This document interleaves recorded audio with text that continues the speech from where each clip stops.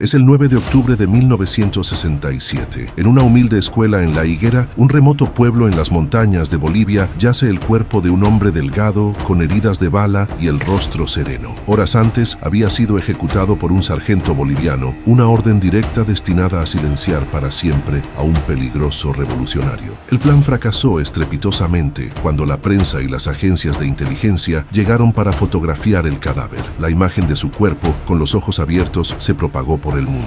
El rostro se convirtió instantáneamente en la bandera de la rebeldía, el martirio y la lucha anticapitalista. Su nombre, Ernesto Che Guevara. Pero antes de adentrarnos en la historia del hombre que se atrevió a renunciar a una vida burguesa, a una prometedora carrera como médico y a su posición de poder en Cuba, no olvides suscribirte al canal y cuéntanos en los comentarios, ¿fue el Che Guevara un héroe o un villano que con su muerte visible y prematura lo convirtió en un ícono global, logrando con su sacrificio lo que nunca pudo conseguir con sus guerrillas? Acompáñame a desentrañar el ascenso, la ideología y la caída del hombre que se convirtió en símbolo de la revolución latinoamericana y por qué su final fue tan inevitable como su leyenda.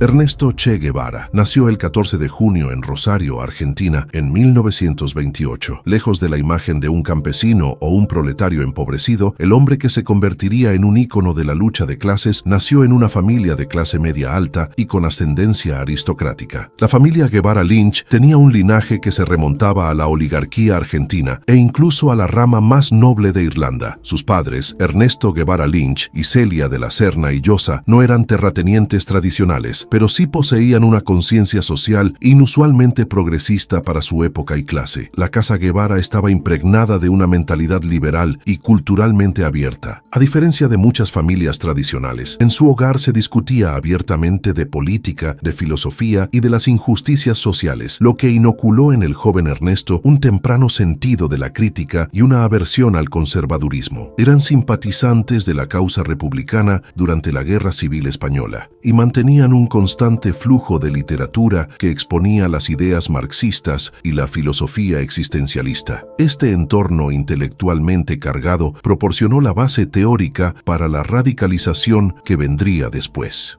La vida de Ernesto, sin embargo, estuvo definida no por su estatus social, sino por una enfermedad implacable, el asma. A la edad de 2 años, sufrió un ataque de asma severo que transformó su infancia. La enfermedad era tan grave que obligó a la familia a mudarse de Buenos Aires a Altagracia, en la provincia de Córdoba, buscando un clima más seco que pudiera aliviar sus constantes ataques. Esta dolencia crónica tuvo un impacto profundo y paradójico en su desarrollo. Por un lado, lo obligó a pasar largos períodos de sedentarismo y aislamiento, lo que lo convirtió en un lector voraz. Devoró con frenesí las obras de pensadores como Marx y Engels, los filósofos existencialistas y poetas como Pablo Neruda. Este intenso autoaprendizaje autodidacta fue donde por primera vez forjó su ideología política. Su mente, confinada por la enfermedad, se expandió hasta abarcar las problemáticas de la humanidad. Por otro lado, el asma se convirtió en un motor de voluntad férrea y desafío físico. Lejos de resignarse a ser un inválido, el joven Ernesto se lanzó con una determinación casi fanática a combatir su enfermedad a través del deporte. Se dedicó al fútbol, al golf, al tiro y notablemente al rugby, donde a pesar de ser un jugador pequeño y asmático, se ganó el respeto de sus compañeros por su tenacidad inquebrantable. Esta lucha contra su propia debilidad física forjó el carácter implacable y disciplinado que más tarde exigiría a sus compañeros guerrilleros en Sierra Maestra. La astucia con la que combatía el asma se trasladó a la estrategia política y militar. Su formación académica oficial también contribuyó a su visión humanista. En 1948, Ernesto ingresó a la Universidad de Buenos Aires para estudiar medicina. La elección no fue casual. Influenciado por su tía paterna, la decisión reflejaba su interés por la investigación y quizás de manera inconsciente su deseo de curarse a sí mismo. Durante sus estudios se enfocó en la alergología, la rama que trataba su propia aflicción. Sin embargo, su tiempo en la facultad fue errático. Aunque era un estudiante capaz, su creciente interés por la política y, sobre todo, Su incontrolable deseo de aventura y conocimiento del continente lo llevaron a interrumpir constantemente sus estudios con viajes de exploración. La medicina para el Che no tardó en volverse insuficiente. Si bien veía el valor de la práctica para aliviar el dolor individual, pronto llegó a la conclusión radical de que la verdadera enfermedad de América Latina no era bacteriana, sino social y económica. Llegó a creer que solo la revolución, la cirugía profunda del sistema, podría curar a las masas de la pobreza y la explotación. En una de sus reflexiones tempranas, escribió que si bien podía curar a una persona, no podía curar a millones, y fue esa convicción la que lo alejó de la bata blanca para empuñar el fusil. Obtuvo su título de médico en 1953, pero su destino ya estaba sellado por fuerzas mucho más grandes que la medicina convencional. La renuncia a su vida acomodada, a su incipiente carrera como médico y a la relativa paz de la Argentina de clase alta, fue el primer paso consciente hacia la construcción del mito Guevara, un hombre cuya verdadera vocación era la revolución continental. A bordo de una vieja motocicleta Norton de 500 cc, apodada la Poderosa 2, y acompañado por su amigo Alberto Granado, un bioquímico mayor que él, recorrió miles de kilómetros a través de Argentina, Chile, Perú, Colombia y Venezuela. El objetivo inicial era aventurero y médico, centrado en visitar leproserías y perfeccionar sus conocimientos de alergología. Sin embargo, lo que encontró fue un continente de fracturas sociales inmensas. El viaje expuso a Guevara a una realidad que superaba las teorías marxistas que había leído en su biblioteca. Vio la explotación de los mineros en Chile, la desesperanza de los pueblos indígenas en las alturas de los Andes y la miseria endémica en las zonas rurales. Los hospitales, lejos de ser centros de curación, eran a menudo morgues de la esperanza, saturados por enfermedades erradicables y la falta de recursos básicos. El momento más impactante de esta travesía ocurrió en la leprosería de San Pablo, en la Amazonía peruana. Allí, al convivir con los enfermos de lepra y ver su aislamiento no solo médico, sino social, Guevara comenzó a redefinir el significado de la fraternidad humana. Esta experiencia lo llevó a una profunda conclusión. La verdadera enfermedad de América Latina era la injusticia social, y la cura no se encontraría en un laboratorio, sino en la acción política radical. Su diario de este periodo no es solo un registro de aventuras, sino el testimonio de una conciencia en pleno despertar, donde el yo individual del viajero burgués se disuelve en el nosotros del destino colectivo continental. Tras obtener su título de médico en Buenos Aires en 1953, Guevara se lanzó a un segundo y definitivo viaje por el continente. Este ya no era un viaje de exploración, sino de búsqueda ideológica. Su intención era simple: encontrar el lugar donde la revolución estaba ocurriendo o donde podía iniciarla. Recorrió Bolivia, que acababa de pasar por una revolución social, y finalmente llegó a Guatemala en 1954. Su elección de Guatemala no fue aleatoria. En ese momento, el país era el centro de un experimento político crucial. El presidente guatemalteco, Jacobo Arbenz Guzmán, había emprendido una serie de reformas progresistas, siendo la más notable una ambiciosa reforma agraria que afectaba directamente los intereses de la United Fruit Company, una gigantesca corporación estadounidense que controlaba vastas extensiones de tierra y la infraestructura del país. Guevara se sintió inmediatamente atraído por la atmósfera de efervescencia política en la ciudad de Guatemala. Consiguió un trabajo como médico y se sumergió en los círculos de intelectuales y exiliados radicales. La experiencia guatemalteca se convirtió en la radicalización definitiva de Ernesto Guevara. Él fue testigo de primera mano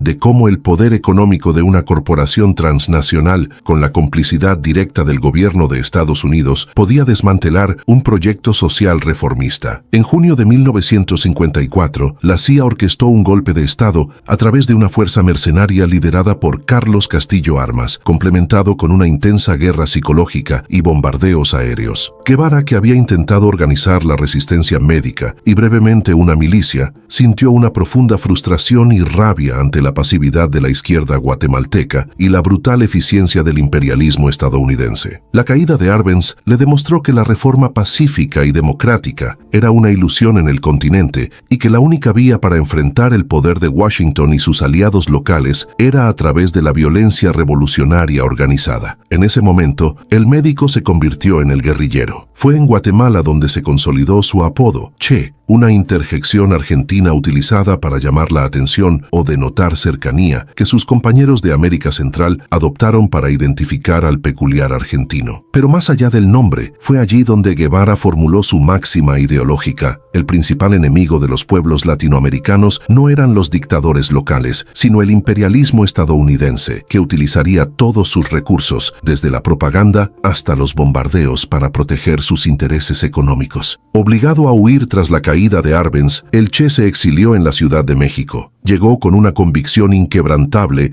y un nuevo entendimiento estratégico. La lucha armada era inevitable y la organización secreta era la única esperanza. Ya no era el médico soñador, era un radical buscando el foco de la revolución. Su mente estaba preparada, su ideología era sólida y su objetivo estaba claro, y fue en ese preciso momento y lugar donde la casualidad histórica lo puso en el camino de un abogado cubano exiliado y con una ambición política igualmente desmedida, Fidel Castro Ruz. Este encuentro sería el inicio del capítulo más explosivo de su vida y el nacimiento de la leyenda que conocemos hoy. La llegada de Ernesto Guevara a la Ciudad de México en 1954 fue la culminación de su despertar ideológico en Guatemala, pero fue también la antesala de su destino. El Che se había convertido en un exiliado político, un médico con título pero sin ejercicio, cuya única brújula era la revolución continental. Lo que no sabía era que la capital mexicana se había transformado en el principal punto de reunión para los disidentes latinoamericanos, el caldo de cultivo perfecto para su encuentro con la historia. Fidel Castro, un abogado carismático y ambicioso, acababa de ser liberado de prisión en Cuba y había huido a México para organizar el movimiento 26 de julio con el objetivo de derrocar al dictador Fulgencio Batista. El encuentro entre el argentino idealista y el cubano pragmático fue, según múltiples relatos, electrizante y definitorio. Guevara, con su mente impregnada de marxismo y su corazón aún ardiendo por la derrota en Guatemala, encontró en Fidel no solo a un líder, sino a la encarnación de la acción que había estado buscando. En esa primera conversación, que se extendió durante horas, Guevara quedó impresionado por la convicción de Fidel de que la tiranía de Batista solo podía ser eliminada por la vía armada. Por su parte, Fidel reconoció la intensidad intelectual y la pasión política del joven médico. En un gesto que demostró su compromiso total y su renuncia definitiva a la medicina convencional, Guevara se unió al movimiento 26 de julio, pero no como un simple aliado, sino con la condición de ser un combatiente revolucionario. Y no solo el médico del grupo. Esta decisión marcó su transición final de teórico a hombre de acción. La siguiente fase fue la intensa preparación militar. Fidel había contratado al general Alberto Bayo, un veterano militar cubano con experiencia en la Guerra Civil Española y la guerrilla, para entrenar a los cerca de 80 hombres que conformarían la expedición de regreso a Cuba. El entrenamiento era brutal y riguroso, diseñado para probar los límites físicos y psicológicos de los reclutas. Se llevaron a cabo en una finca secreta en el campo mexicano, donde los hombres eran sometidos a largas marchas forzadas, ejercicios de tiro, tácticas de sabotaje y sobre todo instrucción en la supervivencia y el manejo de explosivos. Para Guevara, el entrenamiento fue una prueba de fuego contra su asma crónica. A pesar de los ataques recurrentes que lo dejaban postrado y al borde del colapso, se negó a rendirse o a aceptar un trato preferencial. Su tenacidad legendaria en el campo de entrenamiento le granjeó el respeto de los cubanos y, lo que era más importante, la confianza de Fidel Castro. El general Bayo, un hombre de disciplina inflexible, reconoció en Guevara una inteligencia estratégica natural y una ferocidad inusual. Bajo la instrucción de Bayo, Guevara no solo se convirtió en un combatiente competente, sino en un teórico de la guerrilla, absorbiendo rápidamente los principios de la guerra de guerrillas, la importancia de la movilidad, el conocimiento del terreno y la necesidad de la complicidad del campesinado. Fue en este periodo de formación cuando el Che comenzó a formular las ideas que más tarde plasmaría en su libro sobre la guerra de guerrillas, que se convertiría en un manual para insurgentes de todo el mundo. Su mente analítica combinaba la teoría marxista con la práctica militar, preparando el terreno para su futuro ascenso al mando. A pesar de las redadas policiales y la constante escasez de fondos, la preparación culminó a finales de 1955. 1956. El plan era simple: desembarcar en Cuba, en la costa oriental, y tomar la Sierra Maestra como base para la lucha armada. Para esta travesía, Fidel adquirió el yate Granma, una embarcación de recreo diseñada para transportar cómodamente a unas 12 personas. Sin embargo, en un acto que prefiguraba la caótica audacia de la Revolución cubana, el Granma zarpó el 25 de noviembre de 1956 desde el puerto de Tuxpan, México, con 82 hombres a bordo, incluyendo a Fidel, Raúl Castro, Camilo Cienfuegos y, por supuesto, el Che Guevara. La travesía fue un infierno. El yate estaba peligrosamente sobrecargado, el mar embravecido causó mareos severos y la navegación fue dificultada por el mal tiempo y la inexperiencia de la tripulación. El viaje, planeado para durar 5 días, se extendió a 7. Cuando finalmente desembarcaron en Cuba, en la playa Las Coloradas, el 2 de diciembre de 1956, lo hicieron con un retraso crucial y en un pantano, lejos del punto de desembarco planeado y sin el apoyo organizado que les esperaba. El desembarco fue un fracaso táctico inmediato. La expedición fue detectada casi de inmediato por las fuerzas del ejército de Batista que esperaban la llegada del yate. Los revolucionarios fueron dispersados y atacados brutalmente, perdiendo la mayoría de sus armas, provisiones y, lo que era peor, a la gran mayoría de sus hombres. De los 82 expedicionarios, solo un puñado logró sobrevivir a la emboscada inicial. Fue en medio de este caos y fuego que Ernesto Guevara tomó la decisión que lo definiría. Como médico,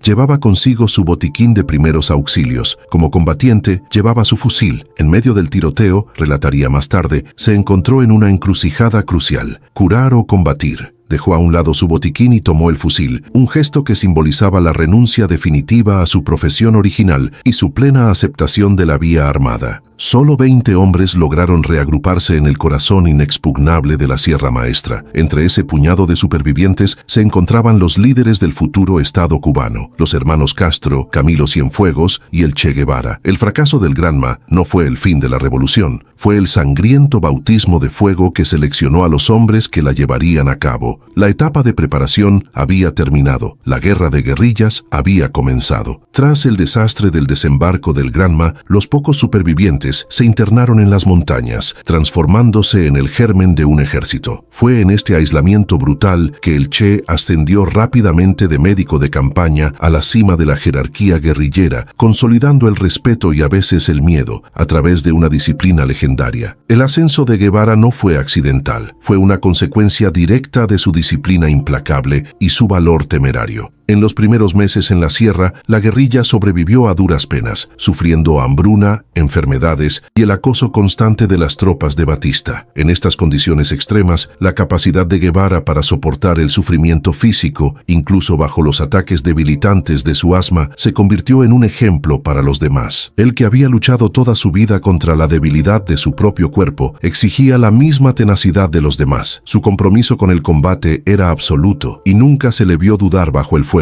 Fue precisamente esta cualidad, la de ser siempre el primero en la acción, lo que convenció a Fidel Castro de su valía más allá de la medicina. En julio de 1957, Fidel Castro le otorgó a Ernesto Guevara el rango de comandante, la máxima distinción dentro de las fuerzas rebeldes, convirtiéndose en el primer hombre en recibir tal honor de manos de Fidel. Este nombramiento no solo reconoció su destreza militar, sino también su papel crucial como ideólogo y ejecutor de la justicia dentro del movimiento. Como comandante, Guevara quedó a cargo de su propia columna y se le asignó la tarea de establecer un campamento base estable, donde implementó una disciplina draconiana. Bajo el mando del Che, la columna se convirtió en un modelo de eficiencia y rectitud revolucionaria. Guevara era un estricto adherente a la ética marxista y estaba convencido de que un ejército revolucionario no solo debía ser eficiente en el combate, sino moralmente superior al ejército corrupto de Batista. Por lo tanto, el robo, la indisciplina o el abuso de las mujeres campesinas eran castigados severamente, a menudo con la ejecución sumaria. Este lado implacable del Che es una de las facetas más controversiales de su figura. El mismo hombre que curaba a los heridos del pueblo sin distinción también actuaba como juez, jurado y verdugo. Su razón era la necesidad de mantener la pureza de la revolución y evitar que la guerrilla se corrompiera o perdiera el apoyo vital del campesinado. Además de liderar las tropas, el Che demostró ser un hábil administrador y propagandista. En su campamento base se dedicó a educar a los campesinos, fundó una rudimentaria precaria pero efectiva escuela, montó un hospital de campaña y, crucialmente, estableció un periódico rebelde, El Cubano Libre, que sirvió para mantener la moral alta y difundir la causa revolucionaria a pesar del bloqueo informativo impuesto por Batista. Esta visión integral de la guerra, que combinaba el fusil con la educación y la propaganda, es la base de su posterior teoría del foquismo. La guerra de guerrillas se extendió durante 2 años, marcada por la astucia de los rebeldes y la creciente desmoralización y corrupción del ejército de Batista. Sin embargo, el momento decisivo que selló la victoria de la Revolución cubana ocurrió a finales de 1958, cuando Fidel Castro ordenó a sus columnas descender de la Sierra Maestra para llevar la guerra al llano y dividir a la isla. El comandante Guevara fue asignado a la misión más crítica,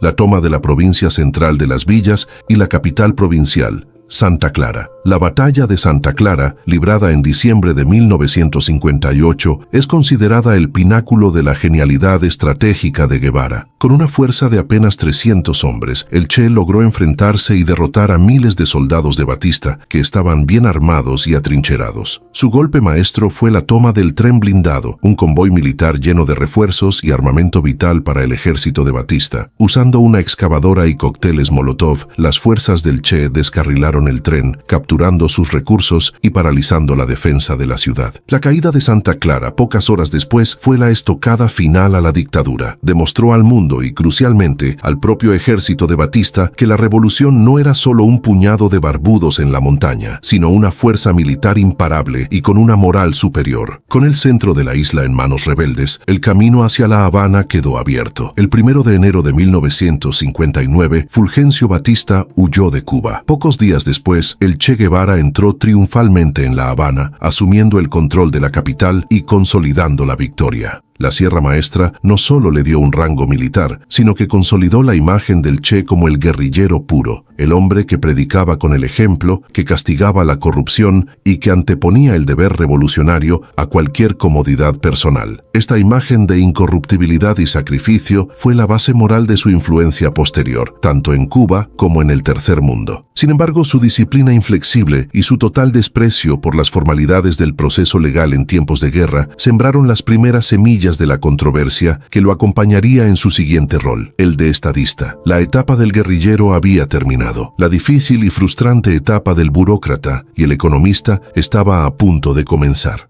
Con la victoria de la Revolución cubana consumada, Ernesto Che Guevara, el implacable comandante de Sierra Maestra, se encontró ante un nuevo y complejo desafío: transformar un movimiento guerrillero en un aparato estatal funcional. Esta transición de las montañas a los despachos fue la fase más extraña y a menudo frustrante de su vida. El mismo hombre que había condenado la burocracia en sus lecturas juveniles y que exigía el sacrificio puro de sus camaradas, ahora debía sentarse a administrarla, demostrando que la revolución en el poder era mucho más tediosa que la revolución en la guerra. El primer gran paso del Che en la nueva jerarquía cubana no fue un cargo económico, sino uno punitivo. Al tomar la cabaña, la fortaleza militar en La Habana, el comandante fue puesto a cargo de la organización del Estado de facto en la capital y, crucialmente, de los juicios revolucionarios. Su principal labor fue supervisar el proceso de depuración del antiguo régimen. Como jefe de la cabaña, el Che presidió el tribunal que juzgó y condenó a muerte a cientos de personas consideradas criminales de guerra, espías o elementos contrarrevolucionarios del régimen de Batista. Esta etapa es, sin duda, la más oscura y controversial de su vida. Para el Che, estos actos eran de justicia revolucionaria sumaria, una necesidad para consolidar el nuevo poder y disuadir cualquier intento de contrarrevolución, un reflejo de la disciplina implacable que había aprendido en Sierra Maestra. Sin embargo, para el resto del mundo, esta represión inicial selló la imagen autoritaria y violenta del nuevo régimen. Poco después, su rol cambió radicalmente, pasando del fusil al bolígrafo. En un movimiento que sorprendió a observadores internacionales y a sus propios compañeros, Fidel Castro lo nombró presidente del Banco Nacional de Cuba en noviembre de 1959. El nombramiento fue irónico. El Che, un médico sin formación formal en finanzas y un feroz crítico del capitalismo, estaba ahora a cargo del corazón económico del país. Se cuenta que, al ser preguntado por Fidel sobre si sabía de economía, el Che entendió mal la pregunta, creyendo que le preguntaban si sabía de comunismo. La anécdota, aunque quizás apócrifa, ilustra la audacia del nombramiento. En este cargo, el Che dejó una de sus marcas más famosas y simbólicas en la historia monetaria, su firma en los billetes cubanos, donde simplemente estampaba su apodo, Che, en lugar de su nombre completo. Esto no era solo una simplificación, era una declaración de principios, una burla al formalismo burgués y la identificación de la moneda con el espíritu incorruptible de la revolución. Su principal cargo administrativo llegaría en 1961, cuando fue nombrado ministro de Industria. Desde esta posición, el Che se convirtió en el principal arquitecto de la política económica de Cuba. Su objetivo era ambicioso y profundamente ideológico. Quería llevar a cabo una rápida industrialización para liberar a la isla de su dependencia histórica de la producción de azúcar y de las importaciones estadounidenses. Su visión era desarrollar un socialismo autosuficiente, basado en la planificación centralizada y desvinculado de los lazos capitalistas. La gestión económica del Che fue un experimento ideológico a gran escala. Implementó el sistema presupuestario de financiamiento, donde las empresas no competían por ganancias, sino que eran administradas por el Estado central con base en criterios socialistas. Creía que la motivación moral del trabajador revolucionario, y no el incentivo económico capitalista, debía ser el motor de la producción. Sin embargo, la realidad económica se mostró obstinada. La falta de experiencia técnica en la gestión industrial, los cuellos de botella en la planificación centralizada y, sobre todo, el impacto del embargo comercial impuesto por Estados Unidos asfixiaron rápidamente sus planes. Las fábricas recién construidas carecían de repuestos, los planes de diversificación fracasaron y la economía cubana entró en una profunda crisis. Fue durante este periodo de gestión económica que el Che desarrolló su concepto del hombre nuevo. Esta era su filosofía ética central y su principal contribución ideológica al comunismo cubano. El Che creía que, para construir el socialismo, no bastaba con cambiar las estructuras de poder, era necesario cambiar la conciencia humana. El hombre nuevo sería un ciudadano desinteresado, guiado por la solidaridad y el deber, que trabajaría por el bien colectivo sin necesidad de incentivos materiales. Para promover esta ética, el Che impulsó el trabajo voluntario, una práctica en la que ministros, burócratas y él mismo participaban activamente en las labores más duras, como la cosecha de caña de azúcar, los domingos o fuera de horario, sin recibir pago alguno. El Che se ponía la camisa de trabajo y el machete, dando el ejemplo físico del sacrificio. Para él, el trabajo voluntario era un ejercicio de la conciencia revolucionaria, una manera de combatir el burocratismo, la pereza y el egoísmo burgués que él veía infiltrarse peligrosamente en las filas del nuevo Estado. Sin embargo, el Che pronto se sintió profundamente frustrado por la creciente burocracia, la ineficiencia de la administración y lo que consideraba una peligrosa inclinación de Cuba hacia el modelo de socialismo soviético, al que criticaba por ser demasiado enfocado en el desarrollo económico materialista y por mantener estructuras que, a su juicio, aún se parecían demasiado al capitalismo. Su visión era de un socialismo puro, ético y antiburocrático, y el rumbo que tomaba la isla le parecía una traición a los ideales de Sierra Maestra. La contradicción entre el idealista que soñaba con el hombre nuevo y el burócrata que lidiaba con el estancamiento económico se hizo insostenible. El comandante, forjado en la pureza de la montaña, no estaba hecho para las intrigas y las limitaciones del despacho. Su destino, sintió, no estaba en La Habana, sino en el tercer mundo, donde el fuego de la revolución aún podía encenderse. La frustración del comandante Guevara con la dirección económica de Cuba y la creciente burocracia revolucionaria fue un proceso lento y doloroso, culminando en una ruptura ideológica con sus propios compañeros y finalmente en su dramática renuncia a su vida en la isla. El hombre que había ayudado a construir el Estado socialista cubano sintió que el espíritu puro de la Sierra Maestra estaba siendo traicionado por la necesidad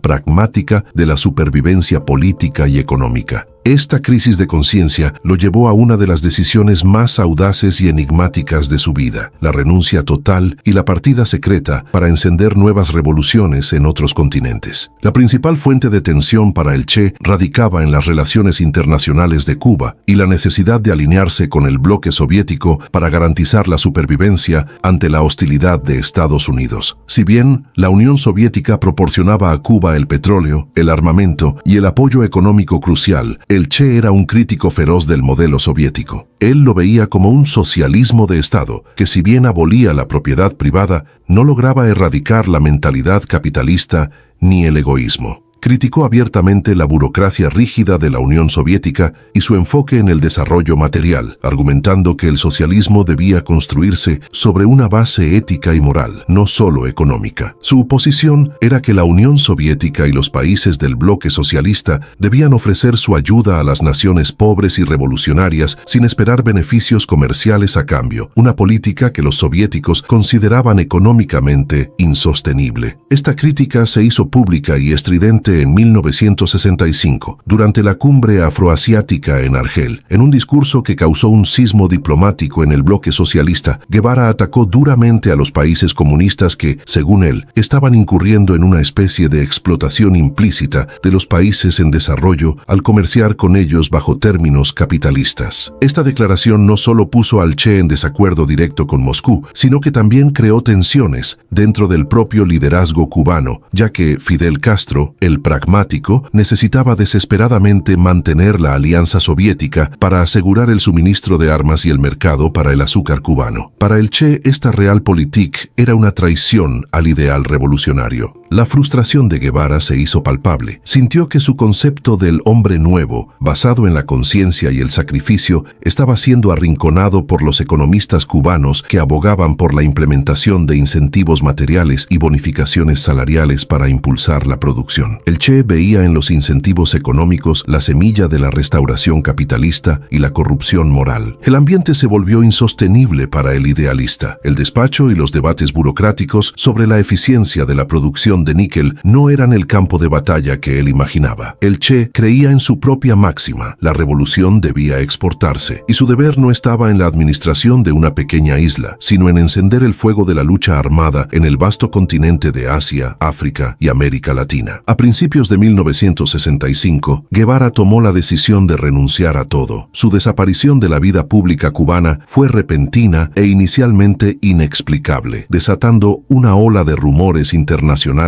sobre su destino. ¿Había muerto? ¿Había sido encarcelado? ¿Había roto definitivamente con Fidel? La respuesta la dio el propio Fidel Castro meses después, en octubre de 1965, al hacer pública la carta de despedida del Che. La misiva, leída solemnemente por Castro, se convirtió en uno de los documentos más importantes y conmovedores de la historia revolucionaria. En ella, Guevara renunciaba a todos sus cargos dentro del gobierno, al grado de comandante e incluso a la nacionalidad cubana que le había sido otorgada por sus méritos revolucionarios. Al despojarse de todos sus títulos y honores, el Che buscaba reafirmar su condición de revolucionario libre y sin ataduras burocráticas, reafirmando que su único vínculo con Cuba era el lazo moral de la amistad con Fidel. El documento era una declaración de intenciones. Su destino, decía, estaba en los campos de batalla del mundo. En la carta se lee la famosa frase que se convertiría en su epitafio personal y en un grito de guerra continental: hasta la victoria siempre. El Che se había despedido de su esposa, Aleida March, y de sus hijos en secreto. Con una identidad falsa y habiendo raspado todas las huellas dactilares para evitar ser reconocido, se lanzó a la clandestinidad. Su primera parada en esta nueva fase de su vida fue África, un continente que, según su teoría, estaba maduro para el levantamiento. El Che creía en la teoría del foco guerrillero, foquismo, la idea de que pequeños grupos altamente ideologizados y armados, actuando como un foco de rebelión, podían despertar a las masas campesinas oprimidas y desatar una revolución a gran escala. Su misión secreta lo llevó al Congo, actualmente República Democrática del Congo, donde intentó apoyar a los rebeldes Simbas que luchaban contra el gobierno central apoyado por Occidente. Sin embargo, esta campaña fue un rotundo fracaso. Durante 7 meses de lucha en las selvas del Congo, el Che, bajo el nombre de Ramón, se encontró con una realidad que difería dramáticamente de la Sierra Maestra. Los rebeldes congoleños carecían de disciplina, su compromiso ideológico era superficial y, crucialmente, no había un apoyo genuino de la población local. El Che se sintió profundamente desilusionado por la corrupción, el tribalismo y la falta de voluntad para el sacrificio que exigía la revolución. Regresó de África en 1966, agotado, enfermo y profundamente deprimido, con la certeza de que su modelo de foquismo no podía ser aplicado de manera universal sin entender las complejidades culturales y políticas de cada región. El fracaso en el Congo marcó un punto punto de inflexión en la vida del Che, demostrándole que la exportación de la Revolución cubana no sería tan sencilla como él había teorizado. Sin embargo, en lugar de aceptar la derrota y volver a la vida política cubana, el Che redobló su apuesta. Su espíritu idealista, más que nunca, necesitaba demostrar la validez de su tesis principal, la teoría del foco guerrillero o foquismo. Para el Che, América Latina, y específicamente el corazón del continente, era el lugar donde su teoría debía triunfar o morir.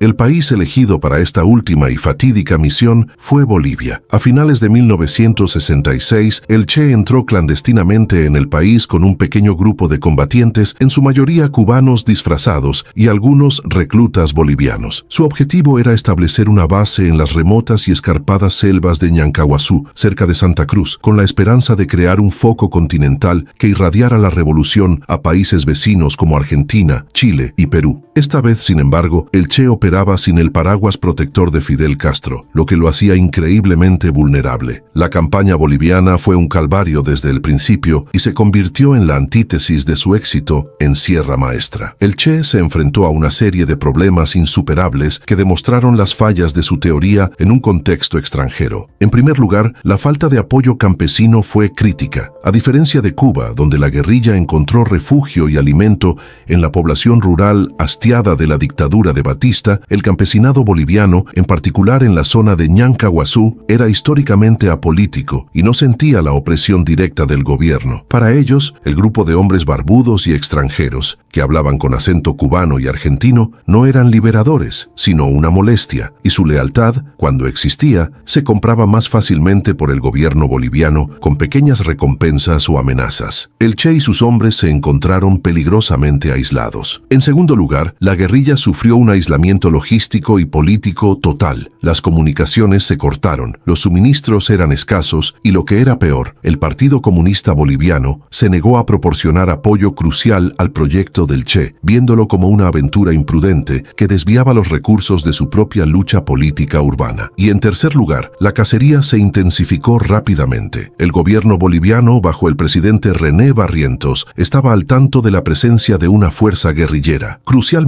la CIA y el ejército estadounidense proporcionaron una asistencia vital, incluyendo entrenamiento de contrainsurgencia, equipo especializado y rastreo de inteligencia. Para Washington, eliminar al Che Guevara se había convertido en una prioridad absoluta para evitar la propagación del modelo revolucionario cubano. La CIA envió agentes de campo, como Félix Rodríguez, un exiliado cubano, para coordinar los esfuerzos y garantizar que el Che fuera capturado o aniquilado. La guerrilla se convirtió en un animal acorralado. El diario del Che, escrito durante sus meses en Bolivia, es un documento desgarrador de la desesperanza. Habla de sus hombres enfermos, de las deserciones, de los enfrentamientos constantes y de la frustración ante la incapacidad de la guerrilla para crecer. En octubre de 1967, la guerrilla estaba reducida a un puñado de hombres agotados. El fin llegó el 8 de octubre de 1967, cuando el foco guerrillero fue emboscado en la quebrada del Yuro. El Che, herido en la pierna y con su fusil inutilizado por un disparo, fue capturado junto a varios de sus últimos compañeros. Fue trasladado a una humilde escuela de adobe en el cercano pueblo de La Higuera. El Che, a pesar de su estado físico deplorable y su asma, mantuvo su dignidad y desafío ante sus captores. La noticia de su captura desató una intensa deliberación. El ejército boliviano y la CIA temían que si el Che era llevado a juicio, se convertiría en un espectáculo mediático que reviviría la causa revolucionaria. La decisión fue rápida y brutal. El día 9 de octubre, el presidente Barrientos dio la orden de ejecutarlo sumariamente. El verdugo fue el sargento boliviano Mario Terán. Al entrar a la escuela, y ante la mirada desafiante del Che, que le dijo que disparara, Terán, nervioso, lo acribilló, disparándole principalmente en el pecho para simular una muerte en combate. El objetivo del gobierno era simple: eliminar al hombre, silenciar al ideólogo y evitar el martirio. Sin embargo, al exhibir el cuerpo del Che en la cercana Valle Grande, el ejército boliviano logró exactamente lo contrario. La imagen de su cuerpo inerte, con los ojos entreabiertos y la barba, se convirtió en una poderosa reliquia iconográfica filosófica que se asemejaba a las representaciones clásicas de Jesucristo. La ejecución del Che no solo puso fin a su vida, marcó el nacimiento del mito. Su muerte, visible, violenta y prematura, le dio al movimiento revolucionario un mártir absoluto, un modelo de sacrificio puro que trascendió el fracaso político y militar de su campaña en Bolivia.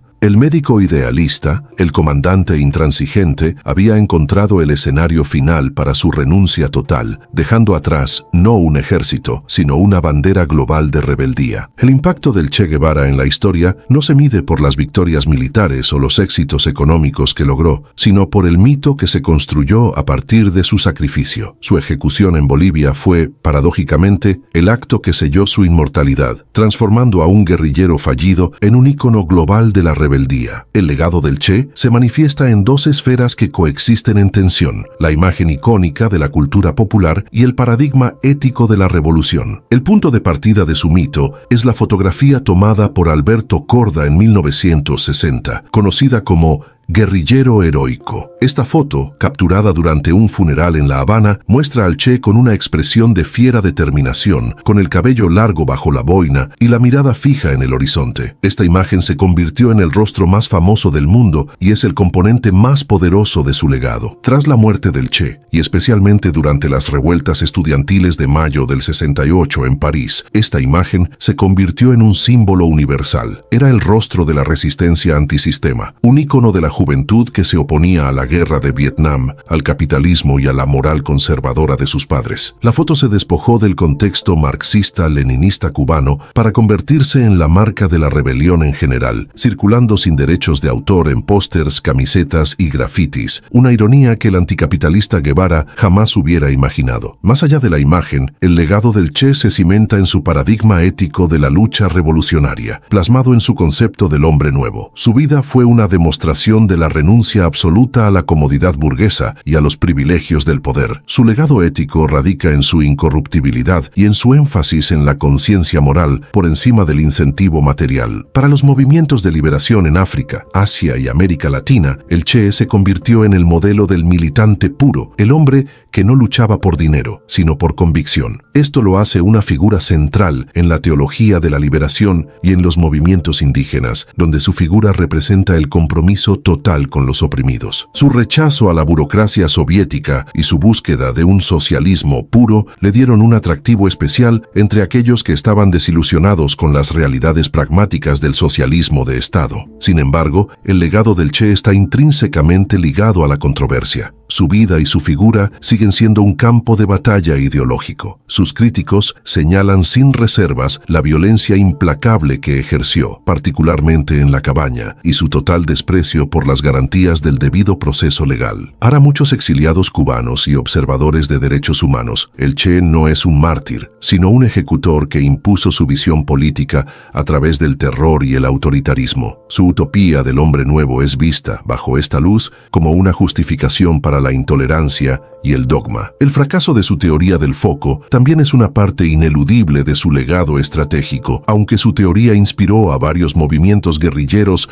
en los años 60 y 70, la mayoría de ellos, al igual que la campaña boliviana, terminaron en la aniquilación. La realidad demostró que la revolución no puede ser simplemente encendida por una pequeña vanguardia sin las condiciones sociales y políticas adecuadas ni el apoyo masivo del campesinado. A pesar de las contradicciones y los errores tácticos, el Che logró con su muerte lo que no consiguió en vida. Se convirtió en un símbolo inatacable de la resistencia. Al morir con el fusil en la mano, lejos de un escritorio y sin haberse rendido a las tentaciones del poder o del dinero, el Che mantuvo la integridad de su idealismo. Es esta integridad, este sacrificio voluntario por una causa más grande que la vida misma, lo que perdura. La historia de Ernesto Guevara, el médico, el comandante y el mártir, nos obliga a confrontar el eterno dilema, la diferencia entre el ideal que inspira a las masas y la realidad que consume a los hombres que se atreven a perseguirlo. La historia de Ernesto Che Guevara nos invita a una reflexión profunda sobre la naturaleza de la revolución y del idealismo humano. ¿Fue el Che un héroe libertador que luchó por los oprimidos o un hombre cegado por una utopía que terminó devorando sus propios sueños? Pero antes de dejar tu opinión, si esta historia te hizo pensar en el precio del idealismo, en cómo un solo hombre puede convertirse en símbolo, mito y advertencia al mismo tiempo, suscríbete a este canal